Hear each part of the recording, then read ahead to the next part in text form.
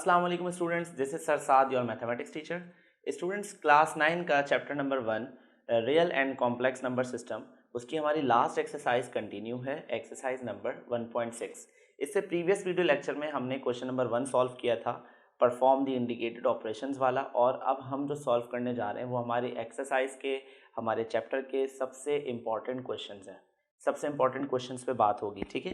तो अब हमारे पास क्वेश्चन क्या है, क्वेश्चन नंबर 3। अच्छा, एक और बहुत ज़रूरी बात सुनिए, आपकी बुक को आप देखें, बुक में देखिएगा तो क्वेश्चन नंबर 1 के बाद सीक्वेंस में क्वेश्चन नंबर 2 होना चाहिए था, पर वो वहाँ पर एक छोटी सी मिस्टेक ये है कि सीक्वेंस ख़राब हुआ हुआ है, उसमें क्वेश्चन नंबर 3 लिखा हुआ है। तो बुक को मद्देनज़र रखते हुए, बुक के सीक्वेंस को फॉलो करते हुए मैंने यहाँ पे क्वेश्चन 3 लिख दिया है, ठीक है। तो आप कंफ्यूज मत हो जाइएगा कि क्वेश्चन नंबर 1 के बाद क्वेश्चन नंबर 2 की वीडियो कहाँ मिस हो गई या वो अपलोड नहीं हुई।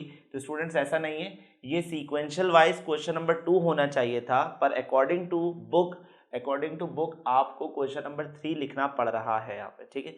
अच्छा, तो क्वेश्चन नंबर 3 में जो हमारे पास काम है वो ये है कि simplify and write your answer in form of a plus iota b. वो ये कह रहे हैं कि क्वेश्चन को सिंप्लीफाई कीजिए और अपने आंसर को स्टैंडर्ड फॉर्म तक लेकर आइए, a प्लस आयोटा बी की फॉर्म तक लेकर आइए।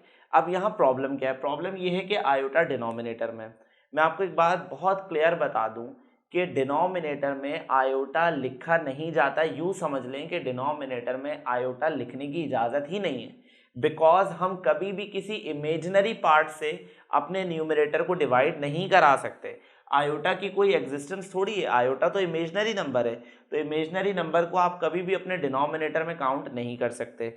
इसका मतलब ये हुआ कि अगर हम इसे आंसर तक लेके जाना चाहते हैं, सिंप्लीफाई करवाना चाहते हैं, तो कुछ भी करके हमें डिनोमिनेटर से इस आयोटा साइन को, इस आयोटा पार्ट को रिमूव करना होगा, ठीक है स्टूडेंट्स। तो आज हम एक बड़ी इंपॉर्टेंट चीज़ सीखने जा रहे हैं, और मैं यहाँ बता देता हूँ कि हम इस एक्सरसाइज में जो काम कर रहे हैं वो कहलाता है रैशनलाइजिंग। क्या कहलाता है? रैशनलाइजिंग कहलाता है। रैशनलाइजिंग की मदद से हम डिनोमिनेटर से आयोटा को रिमूव कर पाते हैं, ठीक है। तो स्टार्ट लेते हैं सवाल को। करना क्या है? बड़ा आसान सा काम है, बड़ा आसान सा काम है। मैं कमांड लिख रहा हूँ, उस कमांड को बहुत गौर से देखिएगा। मल्टीप्लाई एंड डिवाइड, मल्टीप्लाई भी कीजिए और डिवाइड भी कीजिए बाय दी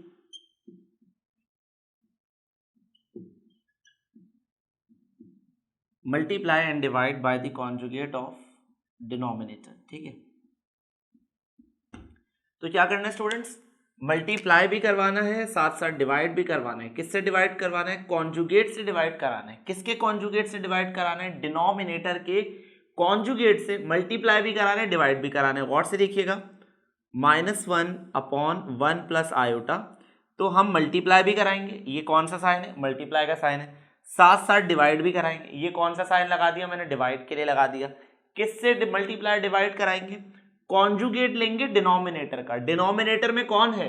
डिनोमिनेटर में है 1 प्लस आयोटा, तो इसका कॉन्जुगेट क्या होगा? कॉन्जुगेट लेते वक्त मैंने आपको बताया था, जो इमेजनरी वाला पार्ट होता है उसका साइन चेंज किया जाता है, तो कॉन्जुगेट क्या हो जाएगा? 1 माइनस आयोटा से। आसान लफ्जों में अगर मैं आपको कहूं, जो चीज यहां पर है उसके ऑपोजिट से आप मल्टीप्लाई भी कराएंगे और डिवाइड भी कराएंगे, तो यहां पर भी क्या हो जाएगा स्टूडेंट्स? 1 माइनस आयोटा हो जाएगा। यहां तक बात क्लियर हो गई होगी। तो स्टूडेंट्स, न्यूमरेटर से मल्टीप्लाई होगा और डिनोमिनेटर से मल्टीप्लाई होगा, तो सिचुएशन कुछ ऐसी हो जाएगी कि -1 और ये आपस में मल्टीप्लाई हो गए, और ये डिनोमिनेटर वाली जो टर्म्स हैं वो आपस में मल्टीप्लाई हो गई, ठीक है। अच्छा, अब क्या सिचुएशन है? 1 से जब ये मल्टीप्लाई होगा तो माइनस, अंदर जाके जब मल्टीप्लाई होगा तो माइनस प्लस द -1 और माइनस माइनस प्लस आयोटा। यहां तक बात समझ में आ गई होगी। अच्छा, नीचे अगर हम ऑब्जर्व करें तो हमारे मैथमेटिक्स का बड़ा इंपॉर्टेंट फॉर्मूला लग रहा है अलजबरा का, that is a plus b and a minus b. I hope कि आपको ये क्लियर हो रहा होगा, a प्लस बी और a माइनस बी। तो हम यहाँ फॉर्मूले का पहले रेफरेंस दे देते हैं कि हम फॉर्मूला इस्तेमाल करने जा रहे हैं। कौन सा फॉर्मूला है वो? a प्लस बी और a माइनस बी किसके बराबर होता है? ये बराबर होता है a square minus b square के। तो स्टूडेंट्स, ए का रोल प्ले कर रहा है 1, तो ये हो गया 1 का स्क्वायर। बी का रोल प्ले कर रहा है आयोटा, तो ये हो गया आयोटा का स्क्वायर। ठीक है, यहां पर आ जाएगा -1 प्लस आयोटा। 1 का स्क्वायर 1 के बराबर होता है, आयोटा का स्क्वायर किसके बराबर होता है स्टूडेंट्स? आयोटा का स्क्वायर, आयोटा का स्क्वायर -1 के बराबर होता है। कॉम्प्लेक्स नंबर की जो पहली वीडियो थी उसमें मैंने आयोटा का इंट्रोडक्शन दिया था, तो आयोटा स्क्वायर किसके बराबर हो गया? -1 के बराबर हो गया।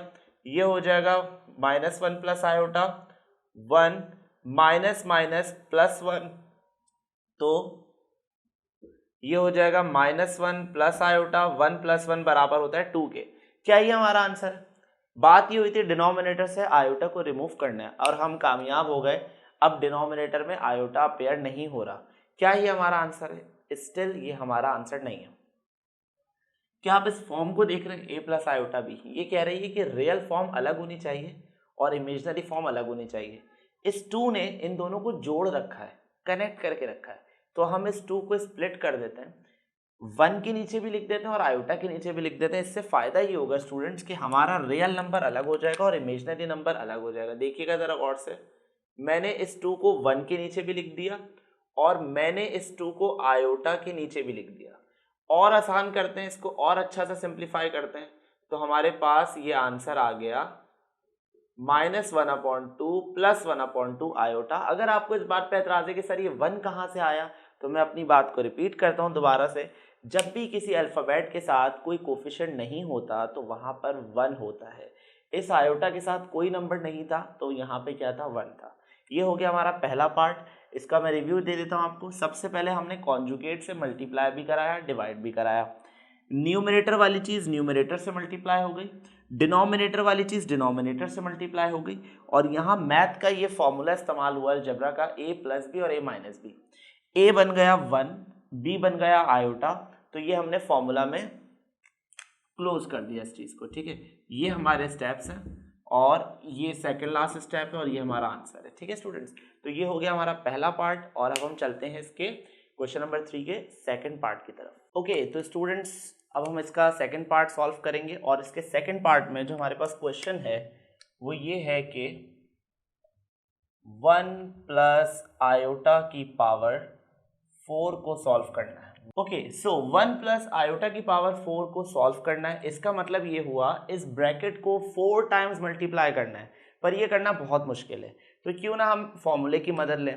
पर अगर हम याद करें तो हमें अलजेब्रा में जो फॉर्मूलाज पढ़ाए जाते हैं उसमें एक स्क्वायर का फॉर्मूला पढ़ाया जाता है और एक होल क्यूब का फॉर्मूला पढ़ाया जाता है। 4 पावर का कोई फॉर्मूला पढ़ाया ही नहीं जाता, तो लिहाजा इसको सॉल्व करने के लिए काम किया जा सकता है, क्यों ना इस 4 पावर को स्प्लिट कर दें।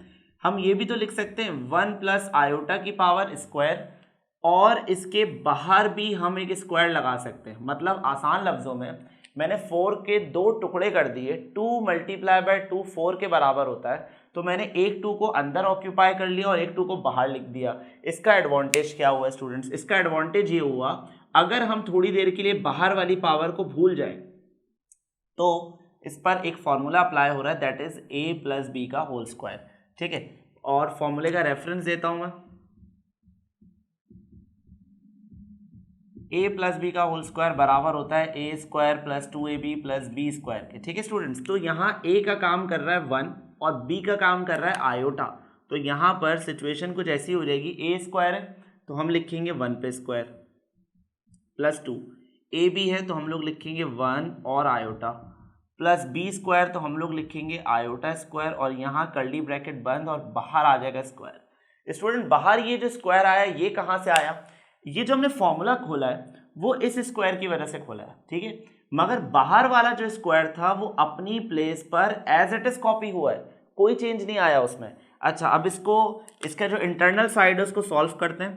1 का स्क्वायर 1 के बराबर होता है, 2 1 जार 2, 2 को आयोटा से मल्टीप्लाई करेंगे तो 2 आयोटा आंसर आएगा, और आयोटा का स्क्वायर सिंपल हमने ऐसे ही लिख दिया।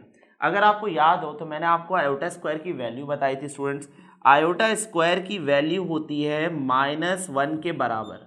ठीक है, तो क्या होगा स्टूडेंट्स, ये +1 और ये -1 एक दूसरे को कैंसिल कर देंगे, और अब सिचुएशन ये है कि आपके पास ब्रैकेट में सिर्फ 2 आयोटा बचता है और बाहर पावर आ जाती है स्क्वायर की। ठीक है, 2 आयोटा का जब हम स्क्वायर लेंगे तो 2 का स्क्वायर हो जाता है 4 के बराबर और ये हो जाता है आयोटा स्क्वायर।